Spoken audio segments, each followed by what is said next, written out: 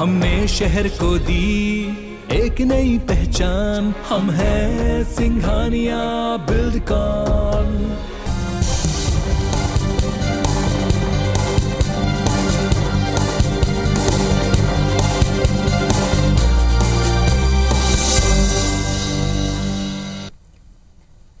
नमस्कार, बहुत स्वागत है आप सबका। मैं पुनीत पाठक हूं और आप देख रहे हैं मध्य प्रदेश की बात। साल 2023 का चुनाव किसी के लिए भी आसान नहीं रहने वाला, क्योंकि 2018 के नतीजे, इसके बाद 2019 की परिस्थितियां, फिर 2020 में उपचुनाव के नतीजे, दोनों दलों को अपनी अपनी जमीनी हकीकत इसमें दिखी है। इसके अलावा साल दर साल सोशल मीडिया का दखल बढ़ता जा रहा है और इस दौर में चुनावी युद्ध जितना फिजिकल यानी जमीन पर आमने सामने लड़ा जाता है, उतना ही डिजिटली भी आपको मेहनत करनी पड़ती, वहां भी अपनी बात रखनी पड़ती। और इसके लिए भारतीय जनता पार्टी ने अपने संगठन ऐप के जरिए 65,000 से ज्यादा बूथ का डिजिटल डेटा तैयार करने का दावा किया है। इधर कांग्रेस पार्टी ने भी कहा है कि वो भी इन्हीं 65,000 बूथों को डिजिटल करने की मुहिम शुरू कर चुका है और उसका भी 70% काम पूरा हो गया। अब सवाल यह है कि चुनावी वार में ये डिजिटल हथियार किसके ज्यादा मजबूत हैं, किसने वाकई जमीन पर इसके लिए मेहनत की है। दोनों पक्षों को इस विषय पर सुनेंगे। पहले आप एक रिपोर्ट देख लें।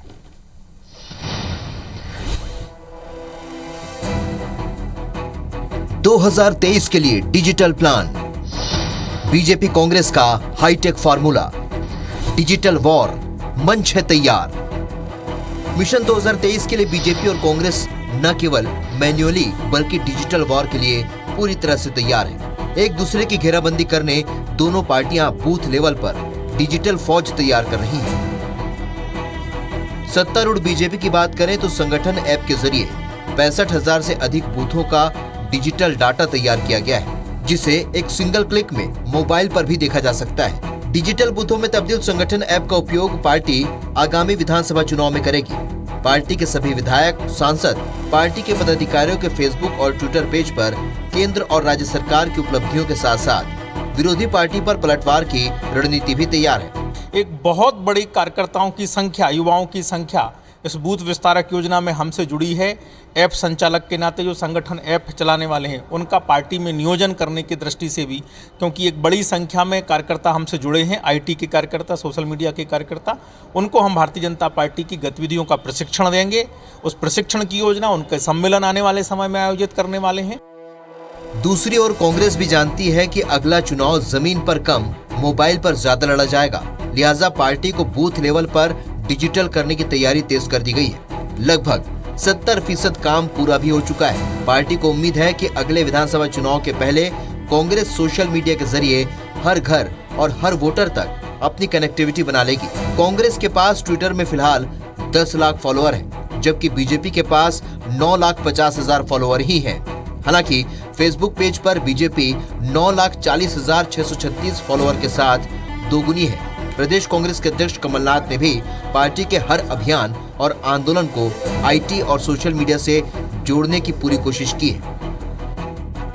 भारतीय जनता पार्टी जो डिजिटल वॉर की बात कर रही है, जो अपने डिजिटल तैयारी की बात कर रही है, वो सिर्फ दुष्प्रचार की बात है। वो दुष्प्रचार करना चाहते हैं, मतलब उनके पास अब एक अंतिम ये विकल्प है कि वो दुष्प्रचार करें ट्विटर, सोशल मीडिया, जो आदि प्लेटफॉर्म्स हैं, इनके माध्यम से। उनके पास कुछ और नहीं है। हमारा जनता से कनेक्ट है, हमारे पास उनसे ज़्यादा फॉलोअर्स हैं, हमारे पास उनसे ज़्यादा रीच है।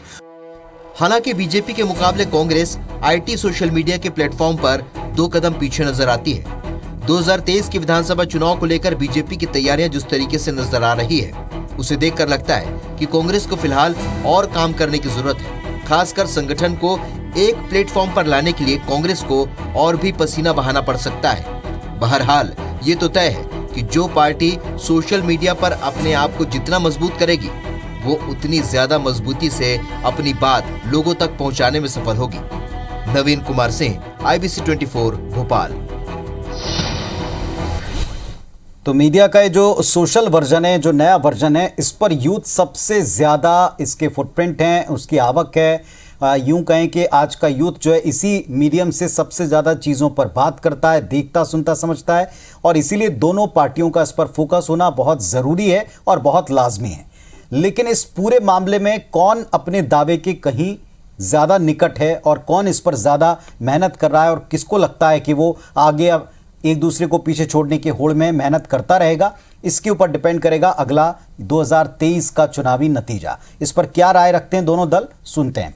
अब्बास हफीज साहब हैं, कांग्रेस पार्टी की तरफ से जिम्मेदारी से अपनी बात रखेंगे, और रजनीश अग्रवाल जी हैं, प्रदेश मंत्री हैं भारतीय जनता पार्टी के, और तमाम तरह की रणनीतियों में प्रदेश में जो बन रही हैं इस समय बहुत एक्टिवली इसमें पार्ट ले रहे हैं। अग्रवाल जी, आप ही से शुरुआत करते हैं। भारतीय जनता पार्टी ने पिछले दिनों जो कैंपेन चलाया था उसमें यह दावा किया कि हमने डिजिटली अपनी सारी चीजों को सामने ला दिया है, एक ऐप और एक क्लिक के ऊपर हम सारी चीजें कर सकते हैं। कितना महत्वपूर्ण ये तैयारी आपको लगती है 2023 के लिए?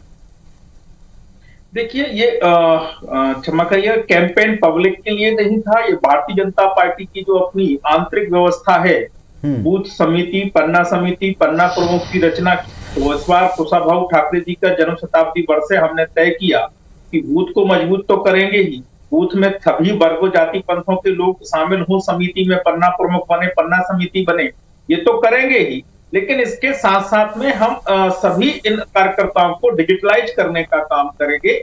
एक संगठन ऐप बनाया, संगठन ऐप में इनके संबंधित तमाम प्रकार की जानकारी हमने डाटा जो है वो एकत्र करने का काम किया, और इस पूरे मामले को लेकर बूथ विस्तारक योजना बनाई गई। बूथ विस्तारक योजना जनवरी के माह में चली, फरवरी के प्रथम सप्ताह तक संपादित हुई, और इसमें जो हमारी इच्छा थी, मैं तो कहूंगा कि इतनी आशा नहीं थी, क्योंकि मध्य प्रदेश जिस प्रकार का जनजाति बहुल राज्य है, उस दृष्टि से भी कई प्रकार की चुनौतियां, नेटवर्किंग की भी चुनौतियां, लेकिन उस तमाम प्रकार की चुनौतियों को पार करते हुए भी बहुत अच्छे अनुभवों के साथ में जोरदार हमारे कार्यकर्ताओं ने समर्पण भावना के साथ में काम किया, और वो बूथ विस्तारक योजना सार्थक सफल हुई, और हम बूथों को डिजिटलाइज करने में कामयाब हुए। ये केवल हमारा जो कार्यकर्ता काम कर रहा है, काम करने वाले कार्यकर्ता को हमने एनरोल किया है, उसकी तमाम प्रकार की जानकारी के साथ में, जो एक राजनीतिक दल के नाते हमें जानकारी होनी चाहिए। इसलिए इसके जो डायनामिक्स हैं, जो मध्य प्रदेश की राजनीति में नहीं अपितु अन्य राज्यों की राजनीति में, वो बड़े जोरदार रहने वाले हैं। इसके कारण जो केवल भारतीय जनता पार्टी नहीं, केवल कांग्रेस प्रतिपक्षी होने के कारण नहीं, बल्कि समाज पर भी इसका असर पड़ने वाला है, क्योंकि जब एक कार्यकर्ता जो बूथ स्तर पर काम करता है वो एम्पावर होता है, वो सशक्त होता है, मजबूत होता है, उसकी भागीदारी सीधे नेतृत्व के साथ जुड़ती है। और हम चूंकि सरकार में हैं, इसलिए सरकार के नाते उसका फीडबैक, उसका कनेक्शन, और उसके साथ में जो कनेक्ट, क्योंकि जो बूथ पर काम करने वाला कार्यकर्ता वो सीधे जनता से रूबरू होता है, जनता के साथ में उसका हर दिन का साक्षात्कार होता है, बातचीत होती है, तो उससे हम और मजबूत होने वाले हैं, लोकतंत्र और मजबूत होने वाला है, दल मजबूत होने वाला है, सरकार मजबूत होने वाली है। इसलिए कई प्रकार से लाभकारी होने वाला, चुनाव में तो एक उसका साइड इफेक्ट, उसका बाई प्रोडक्ट होता ही है। इसलिए महज चुनाव उसका उद्देश्य मात्र नहीं है। हमने जो 22 करणीय काम बूथ समिति को दिए, उसमें यह भी है कि हम जन भागीदारी, जन कल्याणकारी योजनाओं की सफलता के लिए कैसे कर सकते हैं, कैसे हम तमाम प्रकार की योजनाओं को जनता तक पहुंचा सकते हैं, कैसे जिसने जनता में जिसने योजना का लाभ लिया है उससे संबंध बना के उसको अपना शुभचिंतक से कार्यकर्ता बना सकते हैं। ऐसे तमाम प्रकार के काम रहे हैं। आने वाले समय में जो बूथ हम कभी नहीं जीते, 60-70 सालों में भी हम बूथ नहीं जीते, उसको हम कैसे जीतने की तरफ ले जा सकते हैं, वो कैटेगरी करने का काम, श्रेणी में बांटने, ए बी सी श्रेणी में बांटने का काम, जो हम 70-75% मतदान जो होता है भारतीय जनता पार्टी के पक्ष में, इससे हम जीतते रहे, ये प्लस है, केवल ये नहीं, तो उसको भी समझने का काम, उसको बनाए रखने का काम। एक पंथ कई काज, जैसा आप बता रहे हैं, जैसा आप बता रहे हैं कि एक पंथ कई काज हैं। पहली बात तो एक ट्रांसपेरेंसी के साथ में आपके पास एक सॉलिड कंसोलिडेट डेटा भी मौजूद है, और डेटा की आज के दौर में कितनी अहमियत है ये बात सब जानते हैं। अब्बास हफीज साहब भी समझते होंगे। अगर केवल हफीज साहब दावों को ही आप देख लें, आप कहते हैं 70% 65,000 बूथों पर हम ये काम कर रहे हैं। बीजेपी ने आज से पखवाड़े भर पहले से भी ज़्यादा समय में उन्होंने कह दिया कि हम 90% से ज़्यादा डिजिटलाइज कर चुके हैं। क्या हर स्तर पर कांग्रेस पार्टी तैयारी में पीछे? देखिए, भारतीय जनता पार्टी का काम क्या है पुनीत जी? कुछ भी बोल देना, बड़ी बड़ी बातें करना। ये वही लोग जो सत्ता में आए थे, 2 करोड़ रोजगार हर वर्ष देने का वादा करके आए थे, 15-15 लाख रुपया अकाउंटों में डालने का वादा करके आए थे। तो इनकी बातों का भरोसा अब जनता भी नहीं करती, इनका कार्यकर्ता भी नहीं करता। रजनीश भाई हमारे इतने काबिल व्यक्ति हैं, उन्होंने कहा 60-70 सालों से जो बूथ हम नहीं जीते। इनकी पार्टी की उम्र है 60-70 साल, 30-35 साल पुरानी पार्टी है, क्या जीतते? ये पहले चुनाव लड़ा है क्या इन्होंने इससे पहले? खैर, अतिशोक्तियां इनका काम है, ये लोग करते रहेंगे। यही इनकी दावों की असलियत है। इनके दावे इसलिए खोखले हैं क्योंकि इनसे सोशल मीडिया पर जनता सवाल कर रही है। देखिए रजनीश जी बहुत अच्छे से सोशल मीडिया से हटके दूसरे संगठन के कामों पर चले गए थे, क्योंकि उनके पास कोई जवाब नहीं है उसको लेकर। सोशल मीडिया पर हमारी सक्रियता इतनी है कि ट्विटर पर हम इनसे आगे हैं, ये हमसे पहले से है सोशल मीडिया अकाउंट्स में, सोशल मीडिया प्लेटफॉर्म पे। 2011 में इनके आईटी सेल की शुरुआत हुई थी और हमारे आईटी सेल की शुरुआत 2014 के बाद हुई है। तो ये पहले से थे, लेकिन हम इनको पीछे पछाड़ते हुए चले गए। अभी तो बात है फेसबुक की। फेसबुक पे चलिए आप देखें, फॉलोअर ज्यादा होंगे इनके थोड़े बहुत, लेकिन हमारी रीच इनसे बहुत ज्यादा है। हमारे प्रदेश अध्यक्ष महोदय जब कोई लाइव उनका वीडियो चलता है, कोई भाषण चलता है, उसको हजारों लोग देख रहे होते हैं। और इनके प्रदेश अध्यक्ष महोदय से आप तुलना कर लीजिए, इनकी रीच अभी उठा के देख लीजिए, आपके जो भी प्रोड्यूसर होंगे उसमें आप लगवा लीजिए सामने किसके वीडियो कितने चले, साफ दिख जाएगा। क्योंकि हम जनता से जुड़े मुद्दों की बात कर रहे हैं पुनीत जी। सोशल मीडिया के माध्यम से भी हमने की है, जमीन के ऊपर भी की है, धरातल पे भी हमारा वो काम है और वर्चुअल भी हमारा वो काम है। सोशल मीडिया पे जनता हमारे साथ खुश इसलिए है क्योंकि हम उसके मुद्दे उठा रहे हैं, हम उसके मन की बात कर रहे हैं, हम उसके दिल की जो पीड़ा है उसको रख रहे हैं सरकार के सामने। जनता भी रख रही है। लाखों बेरोजगार हमारे अनेक कार्यक्रमों में सोशल मीडिया के हमारे आईटी सेल से जुड़े हैं। हमारा आईटी सेल बहुत अच्छा काम कर रहा है। उसका इतना अच्छा काम है कि भाजपा के संगठन की जब मीटिंग होती है उसके अंदर प्रदेश प्रभारी मुरलीधर राव जी तारीफ करते हैं और उस तारीफ के बाद इनके प्रदेश अध्यक्ष को हटा दिया जाता है। जो 10 साल से देख रहे थे, जिन्होंने 10 साल इनका आईटी सेल चलाया, उनको हटा दिया गया। ऐसे अभी फिर से तारीफ हुई 2-3 दिन पहले इनके संगठन के अंदर हमारी। आप लोगों के माध्यम से मालूम चलता है, हम तो वहां होते नहीं है, और प्रमाणित तौर पर मालूम चलता है। तो हमारी तारीफ तो इनके संगठन के प्रभारी करते हैं।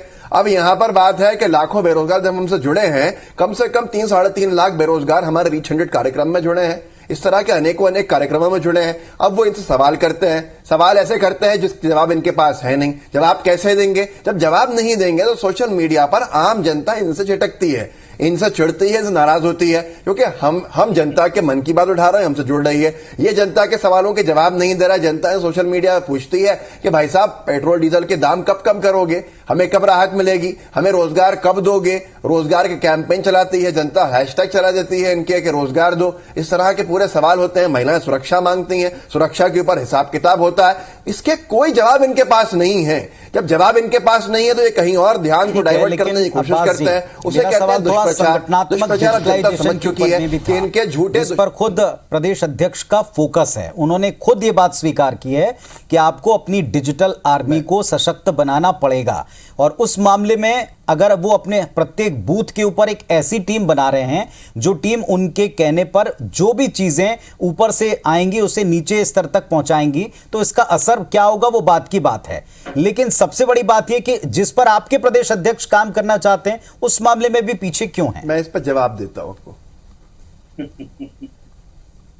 ये बात अगर आप समझें इसको तो इसका सीधा प्रमाण है जब हमारे प्रदेश अध्यक्ष हमारे अनेकों नेता जब उनके वीडियोस डाले जाते हैं या हमारा कोई कंटेंट डलता है पुनीत जी, तो उसको अगर आप टेक्निकल रूप में समझें तो हमने रीच 100 करके 100 लोगों की हर जिले में समितियां बनाई। आज नहीं बनाई, 1 साल से हमारा काम चल रहा है। अब ये समितियां पूरी हो गई और कम से कम वहां 2-2 हजार लोग और इसमें जुड़ने के लिए आए, जिनको अलग अलग काम दिए। अब उनका काम क्या है? जब हमारे कोई भी कंटेंट डाला जाता है, चाहे मिसाल के तौर पर कमलनाथ जी लाइव हुए हैं, भाषण चल रहा है, तो उसके हमारे पूरे व्हाट्सएप ग्रुप्स के माध्यम से उन तक पहुंच जाता है कंटेंट, वो आगे फ्लोट कर देते हैं। ऐसे हमारी रीच बढ़ जाती है और हम उस पूरे क्षेत्र के अंदर हावी हो जाते हैं, डोमिनेट करते हैं। तो ये असर हमें दिखता है, इसीलिए तो हमारी रीच बढ़ी हुई है, इसीलिए तो हमारे फॉलोअर्स इनसे बड़े हुए हैं। ठीक है, मैं इसका उत्तर लेता हूं। रजनीश जी, क्या संगठन की मीटिंग्स में तारीफ होती है कांग्रेस पार्टी के इस सेल की? देखो 2-3 बातें हैं। पहली बात तो ये है जो आपने हमसे पूछा था बूथ विस्तारक योजना के बारे में, मैंने बताया संगठन ऐप के माध्यम से किस प्रकार हमने बूथ के कार्यकर्ताओं का डिजिटलाइजेशन किया है। अब ये दावा हम नहीं कर रहे और हमें कोई जरूरत भी नहीं है कांग्रेस इसको स्वीकारे या ना स्वीकारे, क्योंकि कोई भी पार्टी पॉलिटिकल फील्ड में अगर है तो उसके प्रतिपक्षी पार्टी की तैयारी कैसी है उसका आकलन वो सही समझे तो ठीक, नहीं समझे तो ठीक, तो उनकी मर्जी। लेकिन हाँ, पत्रकार मित्रों को बहुत जल्द माननीय प्रदेश अध्यक्ष जी के साथ में हम डैशबोर्ड पर प्रेजेंटेशन दिखाने वाले हैं कि किस प्रकार किसी भी विधानसभा, किसी भी मंडल के कार्यकर्ता का डिजिटलाइजेशन हमने किया है, ताकि वो पहचाने, क्योंकि ये बहुत बड़ा काम है और इसकी तुलना किसी संगठन के कोई डिजिटलाइजेशन से नहीं है। वो पत्रकार बंधु जो जिनको हम आमंत्रित करेंगे, आपके यहाँ से भी आएंगे, वो सहज रूप से समझ सकते हैं। ये जो कांग्रेस का चल रहा है, जिसकी एक बात कर रहे हैं, उसकी ढोल की पोल एक लीडिंग न्यूज़पेपर ने खोल दी कि किस प्रकार से किसके इलाके में कितनी चल रही और अभी तक कुल कितनी मेंबरशिप हुई, और मेंबरशिप का वो केवल डिजिटल फॉर्म है जिसको सबमिट करना कांग्रेस का काम है। वो कितनी हुई नहीं हुई वो कांग्रेस जाने और पत्रकार बंधु जो आप लोग दिखा रहे हैं वो जाने, उस तरह कोई नहीं है। दूसरी बात आती है सोशल मीडिया की। सोशल मीडिया में मध्य प्रदेश में सबसे ज्यादा अप्रोच और रीच जिसकी है वो फेसबुक है। फेसबुक में माननीय मुख्यमंत्री जी, माननीय कैलाश जी, माननीय प्रदेश अध्यक्ष जी, इन सब नेताओं की, भारतीय जनता पार्टी के अधिकृत फेसबुक पेज की जो रीच है वो कांग्रेस के नेताओं की, और ये आपका कोई भी संवाददाता, कोई भी रिपोर्टर आसानी से पता कर सकता है। एक दूसरा, ट्विटर पर जो थोड़ी बहुत ज्यादा है, ना उधार की ना किराए की, भारतीय जनता पार्टी की मैं चुनौती देता हूं IBC 24 चैनल पर कांग्रेस के तमाम प्रकार का IT प्रोफेशनल किराए के भी जो लगे हैं कंपनी वाले, उनको भी चुनौती देता हूं कि चीर फाड़ कर डालिए भाजपा के फॉलोवर की।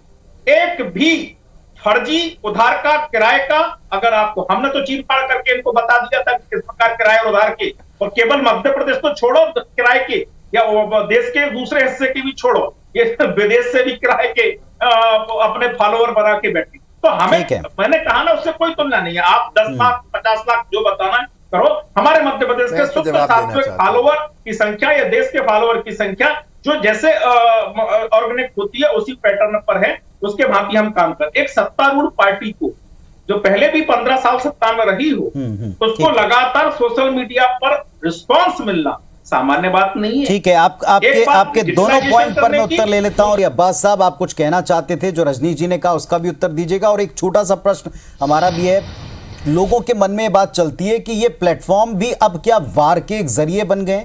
क्या इसके ऊपर भी एजेंडा बनाए और आगे परोसे जाते हैं? जवाब हालांकि सबको पता है, लेकिन कांग्रेस की इसमें क्या सोच है? दोनों का उत्तर दीजिएगा।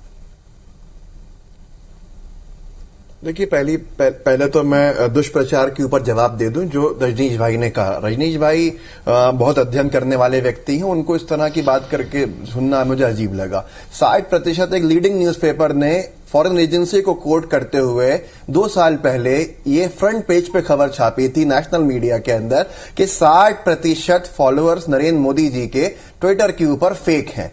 ऐसा दावा किया है दुनिया की सबसे बड़ी एजेंसी ने, जो फैक्ट फाइंडिंग एजेंसी है।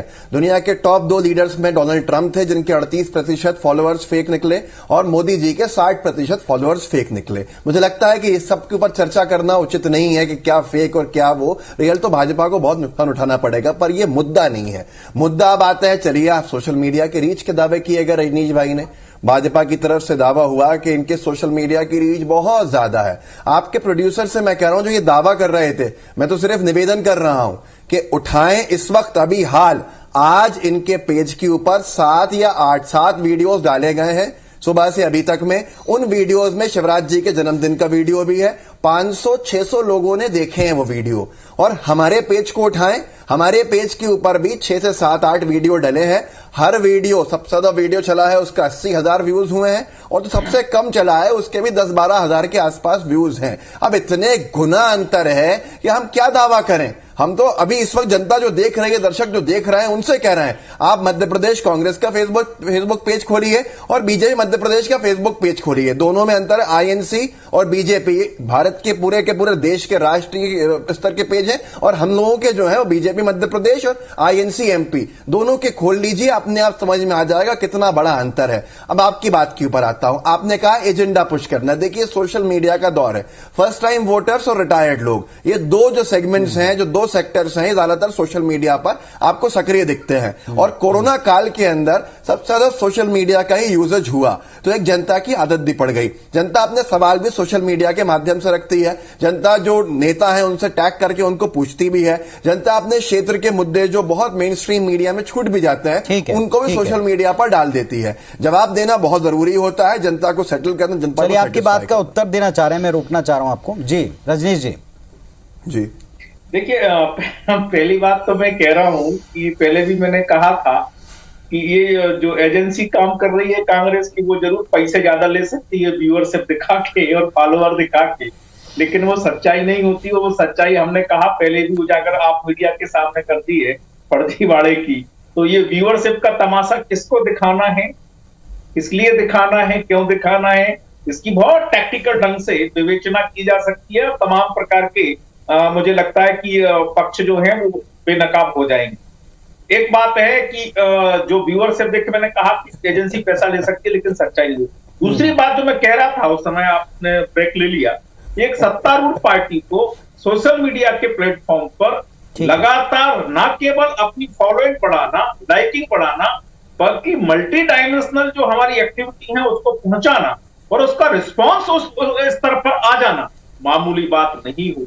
7-8 साल से हम केंद्र में सरकार में हैं, रजनीश जी, तो मध्य प्रदेश में हम 15 साल पहले और वापस अभी 2 साल वक्त की थोड़ी सी पाबंदी है, लेकिन एक बात तो स्पष्ट है आप दोनों को सुनने के बाद में कि आप दोनों पक्षों की तैयारी डिजिटल को लेकर के कितनी टीम संजीदा है, ये बात तो क्लियर है। क्योंकि आप डेटा वाइज भी आप देख लें, आप रीच वाइज भी देख लें, हर स्तर के ऊपर अगर आप अध्ययन कर रहे हैं, यानी आप जानते हैं कि यूथ जिस माध्यम के ऊपर है उस माध्यम के ऊपर दोनों पार्टियों को अपनी बराबर नजर रखनी पड़ेगी। कौन आगे कौन पीछे, इसके लिए जनता की कसौटी और नतीजे हैं, और साथ ही साथ उस प्लेटफॉर्म के नतीजे भी हैं जिसके ऊपर जाहिर तौर पर जनता भी। बहुत शुक्रिया फिलहाल आप दोनों का अपने पक्ष रखने के लिए। नमस्कार, धन्यवाद।